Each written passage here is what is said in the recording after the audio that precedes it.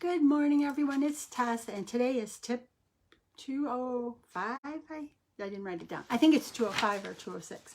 And today, I know things kind of start to sound repetitive, but I'm going to say that this is just the messages that we're going to have to get and finally start following so that we can make the changes in our lives. And I looked up an article in selfgrowth.com from March 19th of 2021. The man's name is Human Hamzehoui. Pronouncing last names, because I used to tutor English, can be difficult because they don't always follow. Well, English doesn't have an exact standard. We take influences from a lot of languages.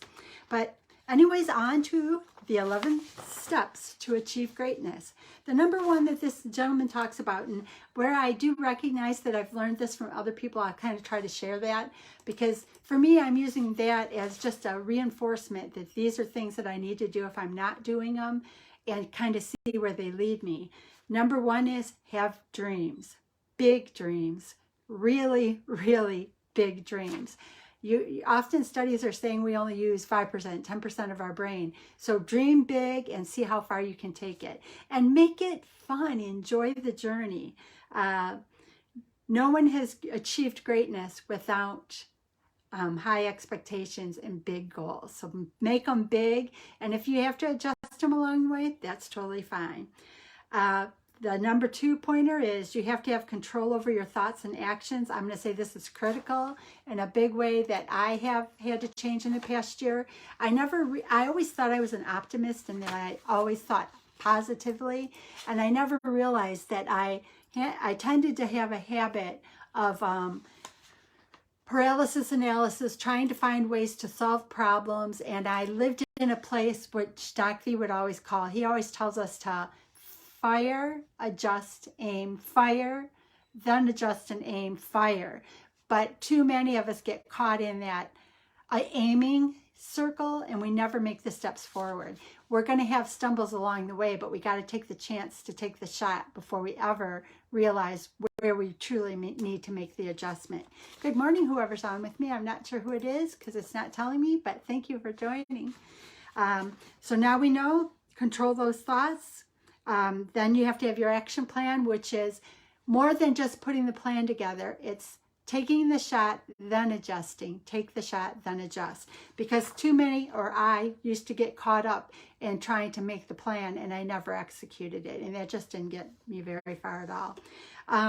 Another one, we've heard this a million times from a bunch of different people. Failure is just an outcome. Really, if you look at it the right way, it's just a learning opportunity. It's just a branch that will put you in a different direction. It's just an opportunity to find a new direction to aim and a new tool to maybe use for that aim. So it's just a stepping stone. You will win or you will learn, but you should never believe failure as a stopping point. It's just a chance to readjust your aim and keep moving forward. Number 5, we hear Tony Robbins say this all the time, success leaves clues. So learn from the best, learn from people who've already achieved it. Watch how people have achieved what they've accomplished. If they're headed in a direction you want to go, take those opportunities to talk to them and get the shortcuts that they've learned on their journey. That way we can all get further faster, because there will be a point in time where you can offer that same advice to another person. 6, we hear this from everybody. Doc V says this all the time. Chris Nagel says this all the time. Tony Robbins says this all the time. We know Tony Robbins' mentor was Jim Rohn. He says this all the time. So this is everywhere across the board. Never stop learning. And put your mind in the right set about that. I got to a point where I thought, you get to an age where you're not supposed to anymore. You're supposed to just focus on relaxing. It's never about that. It's always about learning. And if you put your mind in the right place, you actually find that it's pretty exciting. And I think it also helps too in keeping your mind in a positive place, because there's a hopefulness in learning and gaining something new. Too many of us live in that place of failure and feeling bad and not moving forward. Maybe take it as an opportunity to learn, and keeping your mind active on something that you're learning might help you to push out those negative thoughts that have blocked you from progress. This one's a good one that I don't know that I've heard a lot. It says, be a master of communication with yourself and with others. You must learn how to view each situation from your point of view and from others' point of view. That way you can actually make the best possible decisions with the information that's presented you. We all know that communication seems to be an issue in many, many areas. We can point it out thousands of places every single day right now because there's a lot of emotions, which kind of goes back to a saying Doc V says all the time. If your emotions are high, meaning in a negative high place of anxiety and frustration and anger, your intellect is low. You're not making quality decisions. So always try to strive to let your intellect and a positive outlook direct your thoughts. Number 8, be constantly stretching your abilities. And again, that's fun. Accomplishing something. I've always loved when I accomplished something that people didn't think I could do. I know I've said before that I rode in a 300-mile bicycle ride some years ago to raise money for Make-A-Wish. And it was kind of fun. It was really fun because I had just lost 100 pounds. People didn't think I could do it. When I got to the end of it and I got the medal, I carried that for a month. And anybody who stood still long enough got to hear the story because it was a really tough thing to do, but the feeling flooded through me and it carried me for a month, the adrenaline from accomplishing something that not only did other people think I couldn't do, I questioned myself, but I was able to push myself through it and achieve it. Because this is something about constantly stretching yourself. Roosevelt, the only thing we have to fear is fear itself. And then there was a last little quote, the greatest risk is the one that you don't take. So don't be that person that doesn't take the risk. Number 9 is never give up until you succeed. Thomas Jefferson failed 1,000 times before he got electricity under his belt. Where would we all be if that hadn't have happened? So don't give up. Just keep learning and keep progressing along and keep your communication open and keep yourself willing to learn. Number 10, ask yourself empowering questions every single day. What can I do to achieve greatness today? What can I do to get me closer to the success I desire? What can I do to make me a better person?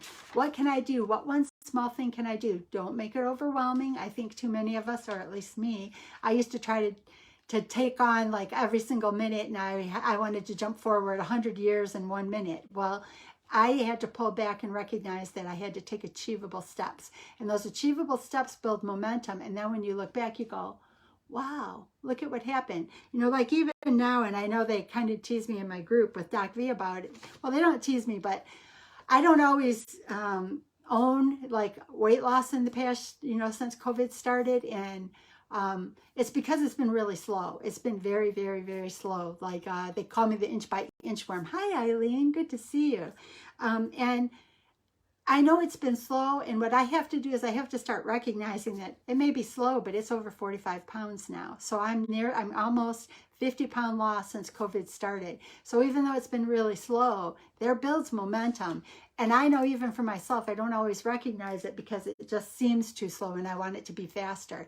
And I need to be conscious of recognizing the small steps that have built momentum and to honor and respect and enjoy them. Because success, no matter if it took 5 months or whether it took 5 minutes, you need to recognize it, applaud yourself for it, and then continue to move forward and see how much further you can get in the journey. The next one was visualize yourself as if you're already experiencing success you desire. And I think that's a good thing too. I use vision boards a lot. I know everyone's seen them in the background of my journey, but I use those also for a tool that when I'm having a day where I don't feel good, I either pre-pave thoughts where I'll say, today I'm going to hold myself in a place where I feel good, or today I want ease and flow throughout my work day. I want my day to end feeling successful, that I've accomplished a lot, and that I provided my employer the tools they need to succeed. I try to use positive pre-paving thoughts, and I try to use positive pictures to shift me when I start to get pulled into that twisted tangle of negative thought. I lived there for too long, and I now recognize how damaging it is. They say, follow these steps and greatness will be your future. The sky is no longer the limit, space is the limit. And this article was from March of 2021, so it kind of mentioned Richard Branson is taking tourists to outer space for their vacations. If you didn't have a vision and goals, that would never have become a reality.